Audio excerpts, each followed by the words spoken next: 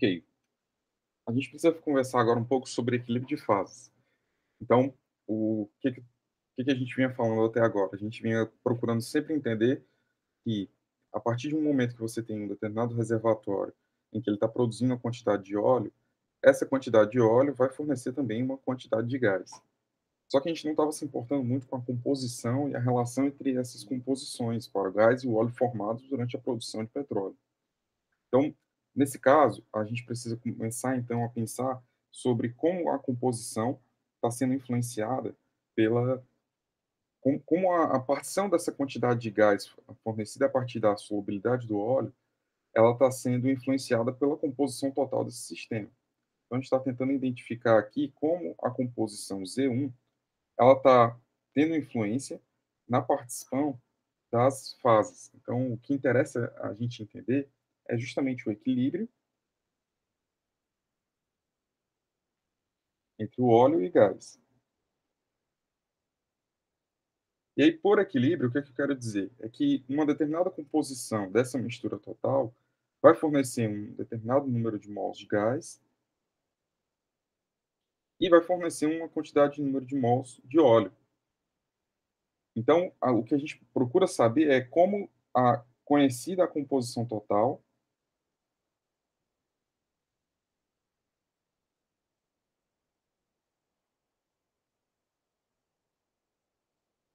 a gente consegue então determinar qual é a quantidade de óleo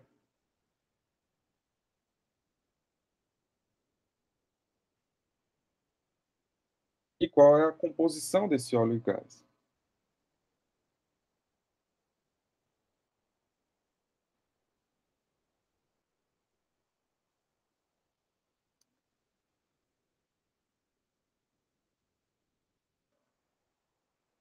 Ok? Então, é para isso que a gente vai definir o que a gente vai definir aqui nessa aula e nas próximas a gente vai tentar entender como, conhecendo a composição total de uma mistura, a gente consegue saber qual é a quantidade de óleo e qual é a composição do óleo e do gás que estão envolvidas nessa relação. Obviamente, algumas relações simples que a gente já conhece é que a composição da fase gás, ela é o número de mols de um determinado componente na fase gás dividido pelo número de mols total da fase gás. Enquanto que a gente sabe que a composição do líquido é o número de mols de um determinado componente em relação a todos os outros componentes, ok? Então, nesse caso, a gente pode encontrar esse equilíbrio de fases em diversas regiões do reservatório.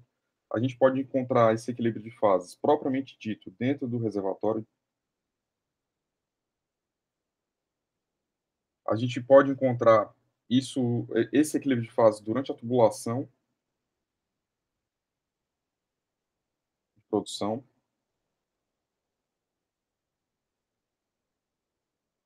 E a gente pode encontrar isso também nas unidades de separação.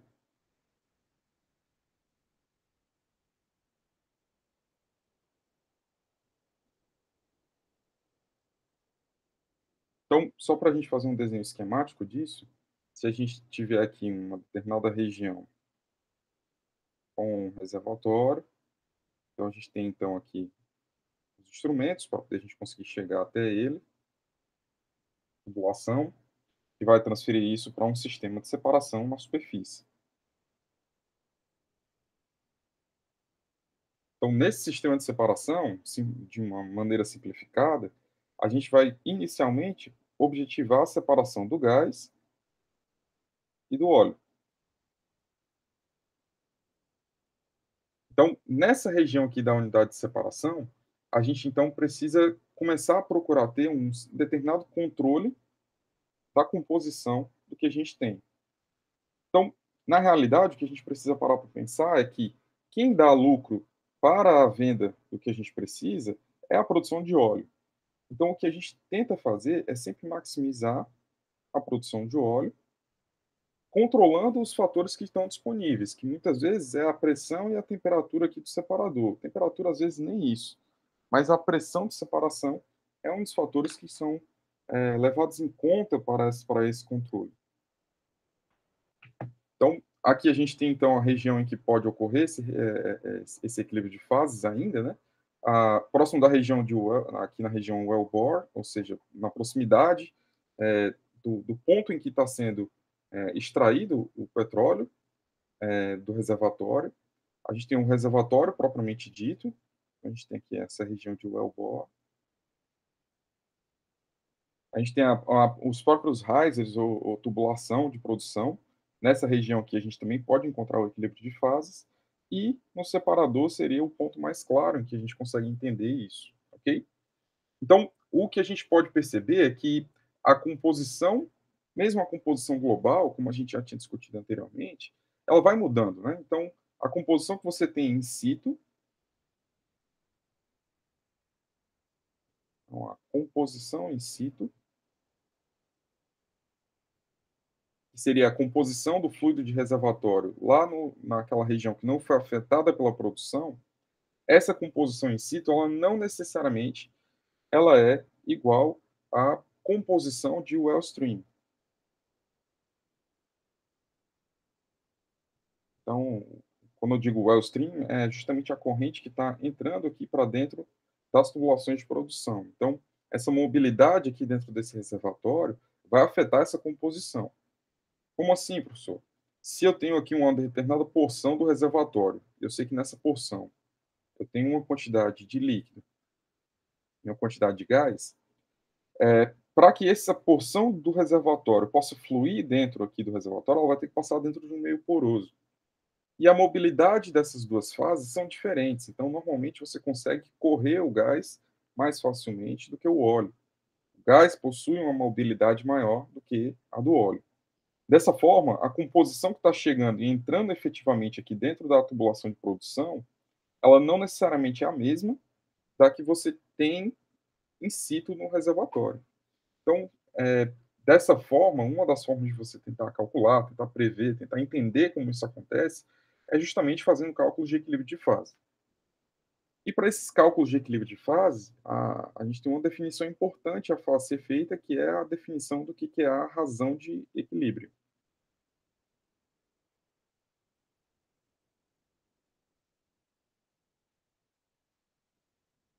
Vocês já viram razão de equilíbrio em termodinâmica, talvez muito rapidamente, mas aqui eu queria deixar uma linguagem mais de engenharia de petróleo com vocês. Então, quando a gente está falando de razão de equilíbrio, a definição dela é justamente a composição da fase líquida, a composição da fase vapor em relação à composição da fase líquida. Então, de uma maneira informal, esse KI aqui, ele está representando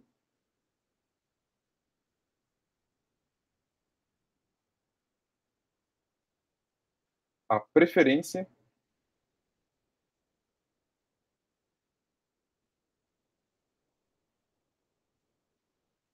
entre a fase líquida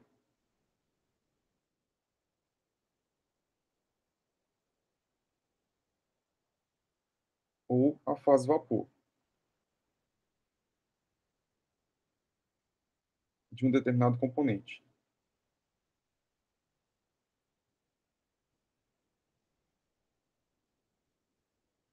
Então, se a razão de equilíbrio é uma razão de equilíbrio alta, normalmente você vai ter, então, composições na fase vapor maior do que na composição líquida. Então, isso aqui indica uma preferência pela fase gás de um determinado componente. Quando você tem, então, uma razão de equilíbrio baixa, normalmente você vai ter, então, uma composição na fase líquida maior do que na fase vapor, e, por conseguinte, você vai ter uma preferência pela fase líquida daquele componente. Ok? Então, isso seria o básico do que seria a razão de equilíbrio, e ela é importante porque ela está começando a transformar numa medida, ou seja, numa identidade de cada um dos componentes que constituem é, o petróleo. Então, por exemplo, o metano, a gente vai saber que ele tem uma determinada preferência pela fase gás.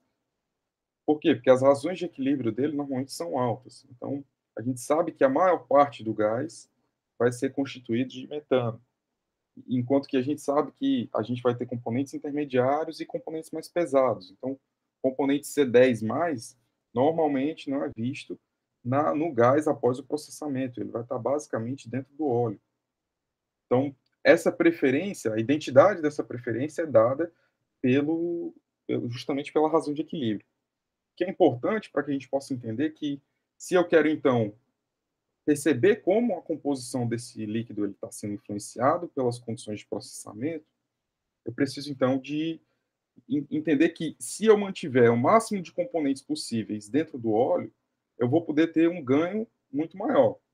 Normalmente, a última consulta que eu fiz do preço do petróleo, a gente sabe que o petróleo Brent está a $60.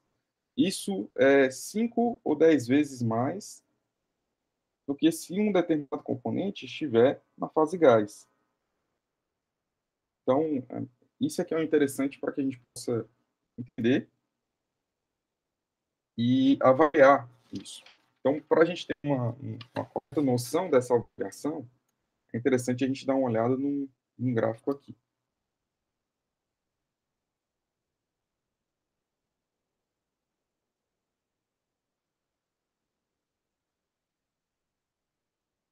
Vamos tentar entender quais são os fatores de pressão e temperatura e como a pressão e a temperatura afetam os valores de K. Então, aqui vou separar esse gráfico em bar, sem bar, e aqui 1000 bar.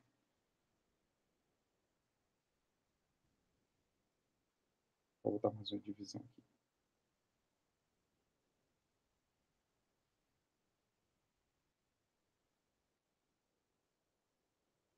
Bar é mais fácil para a gente entender, a gente tem uma noção um pouco melhor, mas associado com cada um desses, a gente sabe que a gente vai ter aproximadamente aqui 15 PSI, 150 PSI, 1500 PSI e 15.000 PSI. Ok, então aqui a gente tem então os valores de K para a gente ter uma noção da ordem de grandeza, isso daqui é a pressão, e aí vamos tentar subdividir isso daqui em intervalos que a gente possa inferir sobre alguma coisa. Então aqui a gente vai ter um valor de K igual a 10, valor de K igual a 100, aí aqui a gente tem então K de 0,1, K aqui de 0,01, aqui então a gente tem um K de 10 a menos 4, faltou o 0,01.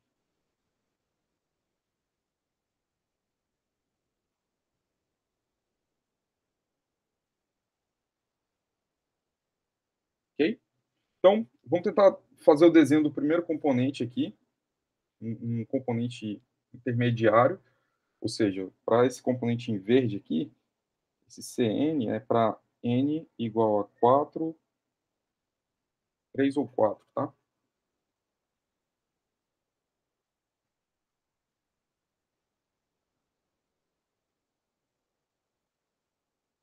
Então, nesse caso aqui, a gente vai ter uns valores de K que são aproximadamente da forma que eu vou desenhar aqui.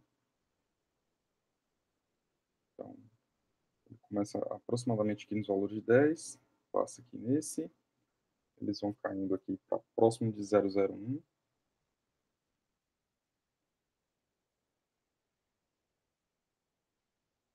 Então, eles têm aproximadamente esses valores aqui.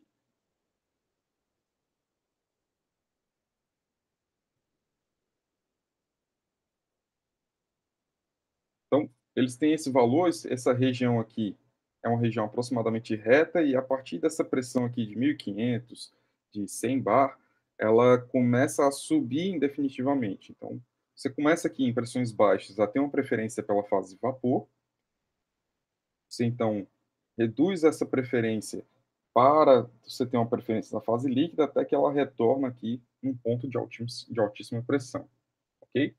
Para a maioria dos casos de reservatórios de petróleo, principalmente aqui no Brasil, até 1000 bar é uma pressão razoável. A gente tem esses postos HPHT, que são até 10.000 PSI e 150 graus, mas a gente tem algumas condições de reservatório, obviamente, que podem chegar até 15.000 PSI, ok? Especialmente após algumas alterações que a gente possa fazer dentro do reservatório, ok? Então, deixa eu desenhar um outro componente aqui. esse outro componente é o metano, e aí para esse componente aqui, para o metano, a gente vai ter mais ou menos esse comportamento aqui.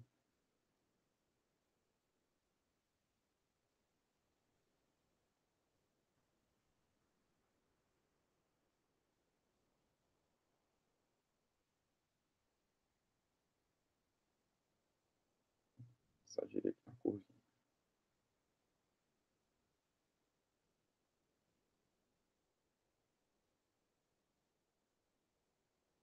Ok. Então a gente também tem uma região aqui de reta, mas o metano ele sempre vai manter a sua preferência pela fase vapor e não pela fase líquida, ok? Se a gente for desenhar então componentes pesados aqui, então componentes de C20 mais, desenhar aqui em preto, esses componentes eles vão ter sua preferência descrita aproximadamente por aqui.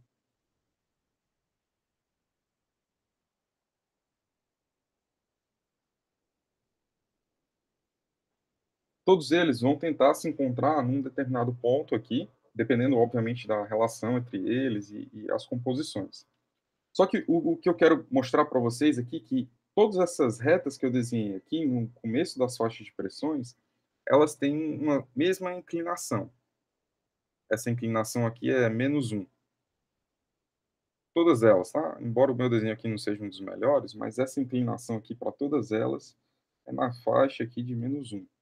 Isso quer dizer que nesse começo aqui, K ele é inversamente proporcional à pressão. E aí, se a gente for parar para pensar em qual é a origem disso, a gente vai ter que lembrar do que a gente viu em termodinâmica com a lei de Raoult. Então, a gente tem YIP, que é igual a XI PI de saturação. A gente sabe que isso daqui é válido para baixas pressões e para componentes que são parecidos, ou seja, esses componentes similares, né? Se a gente rearranjar aqui, a gente vai obter YI sobre XI, que vai ser igual a PI sat sobre P. Então, se a gente observar, isso daqui é justamente a definição de quem é a nossa constante de equilíbrio. Então, KI aqui vai ser igual a PI sat sobre P. Então, é por isso que a gente chegou nessa relação aqui, por observar esse gráfico determinado, ok? Então, o que mais que esse gráfico está nos informando? Para a maior parte dos processos que a gente tem durante a produção de petróleo, essa faixa de pressões aqui entre 1 e 100 bar, ou seja, entre 15 e 100 PSI e 1500 PSI, essa faixa de pressão aqui é a faixa de pressão em que ocorre o escoamento de forma multifásica. Então, você tem grande parte dos componentes chegando até essa parte aqui já com certeza em componentes multifásicos. Mas, além disso, aqui nessa região, a gente pode dizer que KI é independente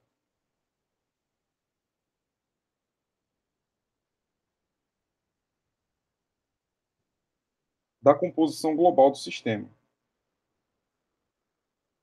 Se a gente observar, nessa região aqui, para essa relação que a gente obteve, KI não está dependendo do valor da composição global do sistema. Então, isso daqui é um dado interessante. Só que quando a gente passa dessa região e vai para uma região de pressão mais elevada, nessa região de pressão mais elevada, o KI ele é fortemente dependente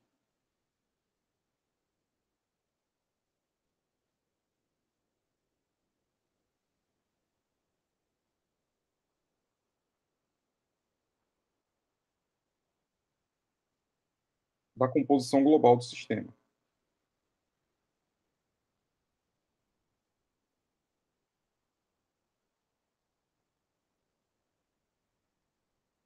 Ou seja, quando a gente pode supor que os. Deixa eu corrigir isso aqui. Então, nessa região aqui, a gente tem uma região em que KI é dependente da composição global.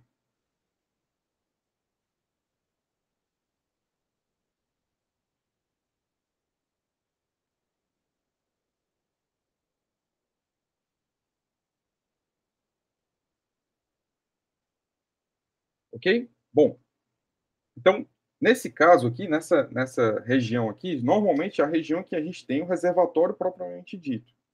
Então, quando a gente está fazendo análises composicionais dentro de um reservatório, se a gente está pensando como a composição, como está ocorrendo a migração de um determinado componente dentro de um reservatório, os nossos modelos eles não podem ser simplistas ao ponto da gente acreditar, não, eu vou descrever KI através da lei de AU.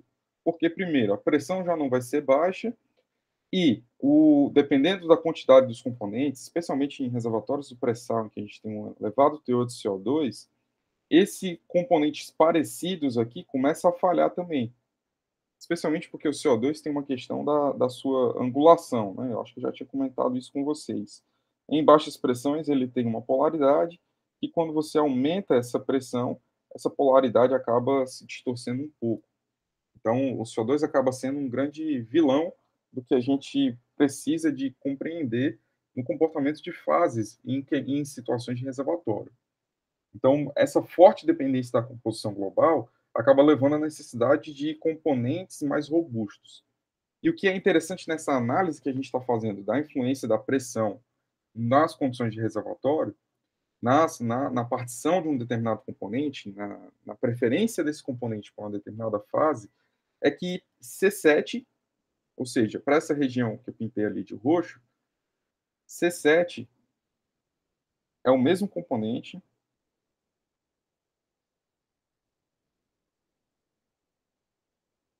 para qualquer fluido de reservatório. Ou seja, C7 aqui nessa região roxa, ele se comporta da mesma maneira, seja numa mistura do petróleo do pré-sal, seja numa mistura de petróleos, sei lá, da região da Arábia Saudita, qualquer outro fluido de reservatório, as propriedades de C7, o comportamento dele em relação à pressão, nessa faixa de pressões aqui vai ser o mesmo. Então, só que quando a gente está elevando essa pressão, a gente precisa ter a compreensão que o comportamento do C7, nessas condições mais altas de pressão, ela vai se diferenciar. O comportamento dele vai ser diferente. Se ele está numa mistura que equivale à composição dos reservatórios do pré-sal, ou da bacia de Campos, ou da bacia de gás ali da região de Sergipe, seja lá qual for a composição dele, ele vai ser fortemente dependente dessa composição propriamente dita, ok?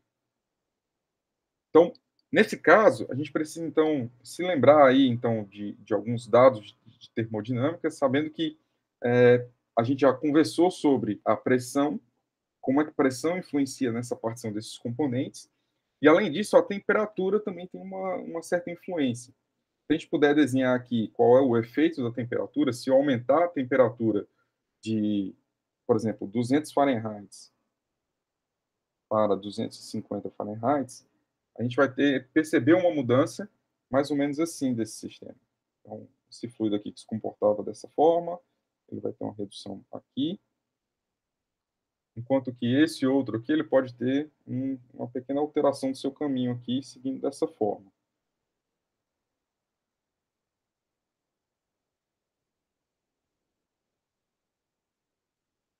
Ok? Então, essa questão da temperatura acaba influenciando também, mas influencia todos os componentes. Então, a gente percebe que o K também tem uma influência de temperatura. Se a gente for analisar o K de baixa pressão, esse K de baixa pressão aqui, ele é pressão de saturação, que é uma função da temperatura, em função da pressão que você está analisando o sistema.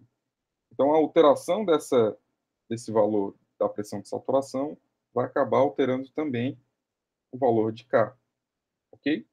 Lembrando das equações que a gente tem disponíveis para cálculos da pressão de saturação, né? Então, a gente tem equações do tipo Antoine para cálculos da pressão de saturação. Ln da Psat vai ser igual a A menos B sobre T mais C. Dependendo aí das unidades, você tem os componentes, e o componente você tem a variação dos parâmetros A, B e C, ok? Então, dessa forma, o que a gente pode concluir aqui? De que se a gente tem, então, uma equação para Antoine, a gente consegue fazer esses cálculos, e esses cálculos são relativamente fáceis para quando a gente tem um sistema em baixa pressão. Para os cálculos dos sistemas em alta pressão, a gente já faz uso de equações de estado. Então, a gente já começa a pensar em torno das equações de estado para conseguir fazer esses cálculos. Ok? Então, qual a importância disso? Relembrando, né? A gente tem um K que depende da temperatura, da pressão e pode depender da composição, a composição de qualquer outro componente. Esse K, quando ele é maior do que 1, você tem uma preferência pela fase gás. Quando ele é menor do que 1, você tem uma preferência pela fase líquida. Ele é importante porque ele consegue, então, te definir quais são os componentes que estão constituindo a fase óleo, que é a fase que tem um maior valor agregado. E assim a gente consegue fazer, então, pensar em umas contas de como a gente consegue fazer a abordagem desses sistemas, ok? Então, na próxima aula, a gente vai começar, então, a entender como a gente consegue utilizar esse valor de K, com essas propriedades que a gente viu hoje, em cálculos de equilíbrio de fase, propriamente dito, ok? Vocês têm alguma dúvida? Não, professor, não, nenhuma dúvida, não. Não, tranquilo. Então, vou subir essa aula para deixar disponível para vocês, e aí a gente vai desenrolando o restante da disciplina, tá? Tá certo, tudo bem. Ok, professor. Valeu, gente. Até mais. Tchau. Valeu.